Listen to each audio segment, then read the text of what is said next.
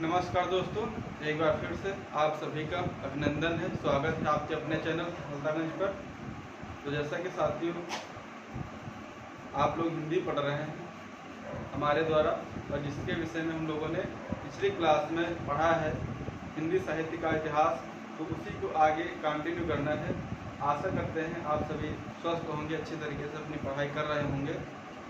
Video थोड़ा late में आ रही है, कुछ दिक्कतें हो जाती हैं, तो समस्याओं के चलते थोड़ा वीडियो को हम लोग कंटिन्यू नहीं कर पा रहे हैं। तो वीडियो को फिर से स्टार्ट करते हैं। जैसा कि हम लोगों ने पिछली क्लास में हिंदी साहित्य का इतिहास पढ़ा था, और उसमें हम लोगों ने बेसिक से पढ़ा था, और वहाँ पर हमने देखा था कि जो हिंदी है वो किस तरीके से विभाजित होती है, उसका क्या कालखंड होता है, उन सारी चीज़ों को देखा था, और उसको हम लोग कंटिन्यू करेंगे।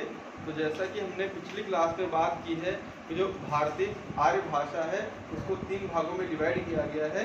एक होती है प्राचीन भारतीय आर्य भाषा और दूसरी मध्यकालीन भारतीय आर्य भाषा। तो इन दोनों पहलुओं को हम लोगों ने पढ़ लिया है, और इसका थर्ड पार्ट होता है भारतीय आधुनिक आर्य भाषा। तो हम लोग इसको देखते हैं। तो जैसे कि हम लोगों ने पिछली क्लास में बात की कि जो सबसे प्राचीन हिंदी की जननी होती है वो क्या है, आपकी संस्कृत होती है। उसके बाद क्या होता है, हिंदी परिवर्तित होती है और पाली में आती है। उसके बाद फिर परिवर्तित होती है, फिर प्राकृत में आती है, और फिर परिवर्तित होती है, अपभ्रंश में आती है, और फिर अवहट्ट आता है। और अवहट्ट के बाद दोस्तों क्या आती है कि आधुनिक भारतीय आर्य भाषा। तो ये आधुनिक भारतीय आर्य भाषा है, इसको हम लोग प्राचीन हिंदी यहाँ से बन करके डेवलप होती है। जो हिंदी है वो यहाँ से डेवलप होती है।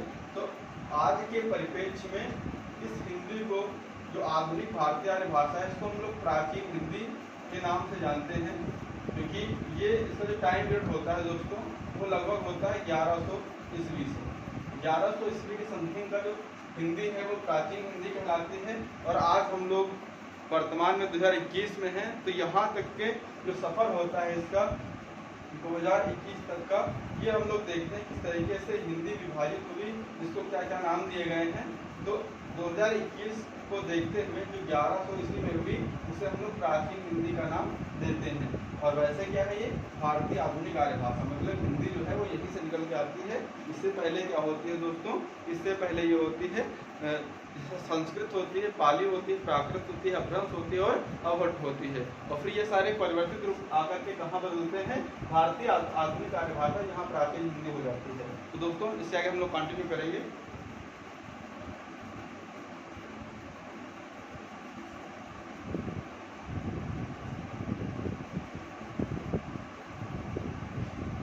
तो दोस्तों जैसे हम लोग बात करने जा रहे हैं प्राचीन हिंदी की, जो प्राचीन हिंदी है इसको 3 भागों में विभाजित किया गया है। एक आपकी प्राचीन हिंदी होती है, इसका जो टाइम पीरियड है वो दोस्तों 1100 ईस्वी से लेकर के 1400 समथिंग तक है, 1400 ईस्वी तक है। और उसके बाद यही आगे बढ़ती है, तो ये क्या कहलाती है, फिर आगे बढ़ती है, ये मध्यकालीन हिंदी कहलाती है। मध्यकालीन हिंदी कहलाती है। और इसका दोस्तों जो टाइम पीरियड होगा वो होगा आपका 1400 ईस्वी से लेकर के 1850 ईस्वी तक। और उसके बाद फिर जब आगे बढ़ते हैं तो यही मध्यकालीन हिंदी आधुनिक हिंदी कहलाती है, आधुनिक हिंदी कहलाती है। और इस आधुनिक हिंदी का जो समय होता है 1850 ईस्वी से लेकर के अब तक रहता है। तो ये इसका टाइम पीरियड होता है। उसके बाद दोस्तों जैसे हम लोग प्राचीन हिंदी की बात करते हैं, तो प्राचीन हिंदी जो रही है ये 1100 के समथिंग रही है। और इतिहास में जैसा कि आप लोग देखते हैं, पढ़ते हैं कि 1100 के समथिंग क्या होता है, पृथ्वीराज चौहान, इन लोगों का शासन हुआ करता था। और यहाँ पर जो रचनाएं होती हैं वो प्राचीन हिंदी में होती हैं। तो ये प्राचीन हिंदी का जो टाइम पीरियड ये कहलाता है, इसको अलग अलग नाम दिए गए हैं। जैसे इसका एक नाम होता है आदिकाल, इसे कहा गया है। इसी को दोस्तों वीर गाथा काल कहा जाता है। इसी को दोस्तों बीजव काल कहा जाता है। इसी को दोस्तों सिद्ध सामंत काल कहा जाता है। अनेक अनेक नाम में इसके बहुत बार पूछा जाता है कि आदिकाल किसने कहा। तो प्राचीन हिंदू को दोस्तों जो आदिकाल की संज्ञा देते हैं वो हजारे प्रसाद द्विवेदी जो होते हैं। और इसी तरीके से वीर गाथा काल की बात आती है, तो वीर गाथा काल दोस्तों आचार्य रामचंद्र शुक्ल जी ने नाम दिया है। तो इन सब नामों के विषय में पूछा जाता है। और यहीं पर क्या होता है कि जैसे कि पढ़ते हैं यहाँ के जो रचनाएं होती हैं उसमें वो अधिकतर किसमें होती हैं, वो वीरता पर आधारित होती हैं। यहाँ पर जो रस होता है वो वीर रस का प्रयोग किया गया है, इसीलिए ये जो कालखंड कहलाता है दोस्तों, ये कालखंड कहलाता है वीर गाथा काल। उसके बाद दोस्तों बढ़ते हैं जैसे मध्यकालीन हिंदी में। तो जो मध्यकालीन हिंदी है दोस्तों आपकी ये दो भागों में विभाजित हो जाती है। एक कहलाती है दोस्तों उत्तर मध्यकाल,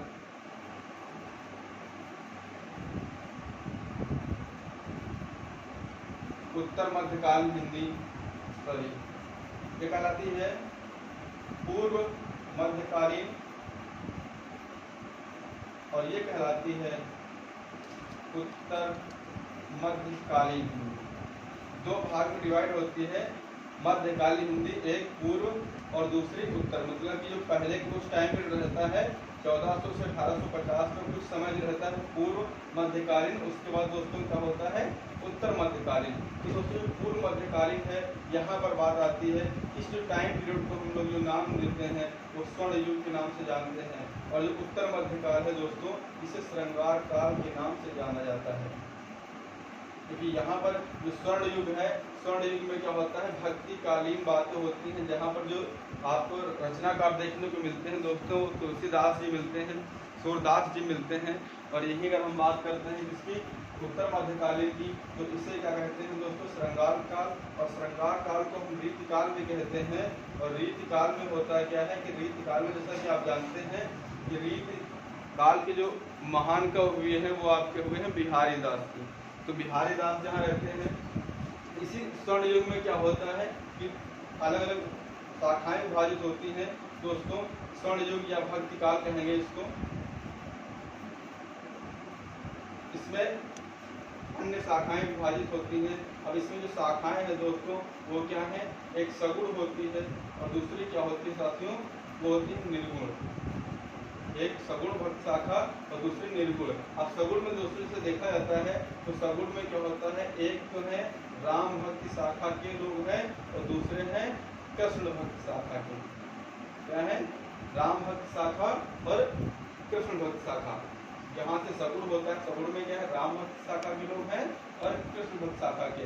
अब राम भक्त शाखा के जो लोग हैं वो क्या करते हैं, वो दोस्तों जो राम पर रचनाएं करते हैं वो राम भक्त शाखा के हैं, और जो कृष्ण पर रचनाएं करते हैं वो कृष्ण भक्त शाखा के कहलाते हैं। जैसे कि यहाँ पर आपके जो महान कवि हैं, महानतम कवि हैं वो आपके हैं तुलसीदास जी, और यहाँ पर कौन है, यहाँ पर हैं आपके सूरदास जी। और निर्गुण में बात करते हैं तो निर्गुण में जैसे कि आप लोग देखते हैं बिहारी जी को, सॉरी कबीरदास जी को देखते हैं तो ये किसके होते हैं, निर्गुण के होते हैं। उसके बाद दोस्तों श्रृंगार काल में बात करते हैं, जो महानतम का हुए वो हुए यहाँ पर बिहारी जी होते हैं। इस तरीके से मध्यकालीन हिंदी इन कालखंडों में विभाजित होती है। और जैसे क्वेश्चन यहीं से बनते हैं, स्वर्ण युग जिसे कहते हैं तो उत्तर मध्यकालीन, सॉरी पूर्व मध्यकालीन, और ये उत्तर मध्यकालीन। स्वर्ण युग भक्ति काल कहलाता है, श्रृंगार काल दोस्तों रीति काल कहलाता है। फिर सगुण और निर्गुण हो जाता है। निर्गुण में क्या होता है राम भक्ति शाखा और कृष्ण भक्ति शाखा, और इधर क्या होता है निर्गुण हो जाता है। तो यहाँ पर दोस्तों आगे जैसे की बात की जाती है कि अब निर्गुण में भी, जैसे कि यहाँ पर सगुण के दो पार्ट हुए, उसी तरीके से यहाँ पर निर्गुण में भी दो पार्ट होते हैं। एक होते हैं दोस्तों प्रेमाश्रयी और दूसरे दोस्तों होते हैं ज्ञानाश्रयी। मतलब कि यहाँ पर निर्गुण में दो पार्ट हुए, एक हुए प्रेमाश्रयी, दूसरे ज्ञानाश्रयी। प्रेमाश्रयी की बात करते हैं दोस्तों बात आती है कि जो कवि प्रेम पर अपनी रचनाएं रचते हैं वो प्रेमाश्रयी होते हैं, जबकि जो लोग ज्ञान पर बातें करते हैं वो क्या करते हैं, वो ज्ञानाश्रयी में आते हैं। तो दोस्तों इस तरीके से मध्यकालीन हिंदी विभाजित होती है। और उसके बाद जैसा कि यहाँ पर आप देख रहे हैं इसके नीचे आधुनिक हिंदी लिखी हुई है। तो आधुनिक हिंदी का जो समय है वो 1850 से दोस्तों कब तक है, अब तक की जो हिंदी है वो क्या है, आधुनिक हिंदी है। अब आधुनिक हिंदी के भी अलग अलग पार्ट हैं। इसमें आधुनिक हिंदी में अगर हम बात करते हैं तो सबसे पहले बात आती है आधुनिक युग कहते हैं या इसे भारतीय युग कहा जाता है। तो दोस्तों सबसे पहला पार्ट आएगा वो भारतीय युग कहलाएगा। मतलब कि भारतीय युग को गद्य खंड, या ये क्वेश्चन आता है कि हिंदी गद्य खंड या गद्य काल का जो कवि है, वो जनक है, किसे माना जाता है, वो भारतेंदु हरिश्चंद्र होते हैं गद्य में। इससे पहले सारी रचनाएं पद्य में होती हैं, परंतु यहाँ से क्या होता है, जो आधुनिक हिंदी के बाद जो नया समय आएगा वो भारतेंदु कहलाएगा, और इसके जो जनक होते हैं वो भारतेंदु हरिश्चंद्र जी के नाम पर इसका नामकरण हुआ है।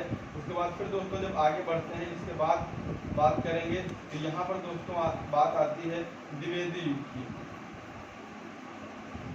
उसके बाद द्विवेदी की बात आती है, तो द्विवेदी युग दोस्तों नामकरण होता है, ये हुआ है महावीर प्रसाद द्विवेदी जी के नाम पर। इसके बाद दोस्तों फिर आगे बढ़ते हैं, तो यहाँ पर क्या धीरे धीरे होता है कि प्रयोगवाद आता है, और इसके बाद छायावाद एक इम्पॉर्टेंट होता है, छायावाद आता है। और छायावाद में दोस्तों क्वेश्चन आते हैं कि छायावाद के 4 स्तंभ, मतलब कि स्तंभ का तात्पर्य यहाँ पर है कि जो सबसे प्रमुख कवि हुए हैं छायावाद के। तो छायावाद के 4 स्तंभों में ऑप्शन देता है कि निम्न में से कौन सा छायावाद का रचनाकार नहीं है। तो दोस्तों छायावाद में आपके जो प्रमुख होते हैं वो आपके हैं महादेवी वर्मा जी, महादेवी वर्मा है, जयशंकर प्रसाद जी हैं, सूर्यकांत त्रिपाठी निराला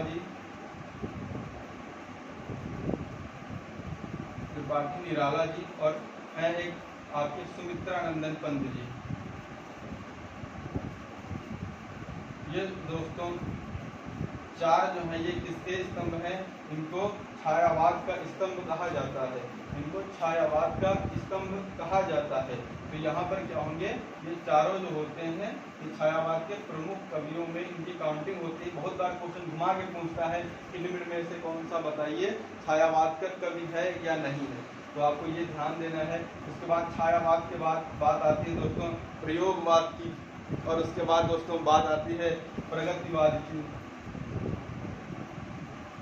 प्रयोगवाद होगा, प्रगतिवाद होगा, तो इस तरीके से। उसके बाद दोस्तों आगे बढ़ते हैं, फिर आ जाती है आपकी आधुनिक हिंदी या नई हिंदी, जो आज के समय में जो कवियों के द्वारा रचित हो रही है वो क्या कहलाती है दोस्तों, आधुनिक हिंदी कहलाती है। जहाँ पर आपके कुमार विश्वास जी रचना करते हैं, कोई पागल समझता है, कोई प्रेमी समझता है, मगर धरती की बेचैनी को बस बादल समझता है।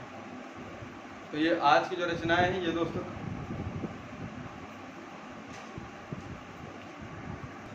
हाँ। तो दोस्तों जैसे कि हमने बात किया कि होता क्या है कि इसके बाद नई रचनाएं रचित होने लगती हैं, जो आज के आधुनिक कवि हैं उनकी रचनाएं हैं, तो ये आधुनिक हिंदी के तहत आती हैं, या नई कविताएं के नाम से इस कालखंड को जाना जाता है।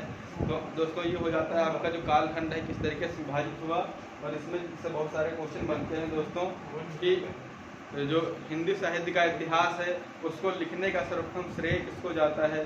तो दोस्तों एक इतिहासकार हुए हैं फ्रेंच विद्वान गारसद तासी को हिंदी साहित्य इतिहास लिखने का श्रेय जाता है सर्वप्रथम। और उसके बाद जैसे कि बात की जाती है कि हिंदी साहित्य के इतिहास का जो कालखंड है इसको सर्वप्रथम किसने वर्गीकरण करने का कार्य किया, तो वो दोस्तों होते हैं जॉर्ज ग्रियर्सन। परंतु जो सर्वमान्य होता है वो दोस्तों है आपका डॉक्टर आचार्य रामचंद्र शुक्ल का हिंदी साहित्य का इतिहास, जो 1929 में प्रकाशित हुआ हिंदी साहित्य के इतिहास में इस कालखंड को विभाजित किया गया।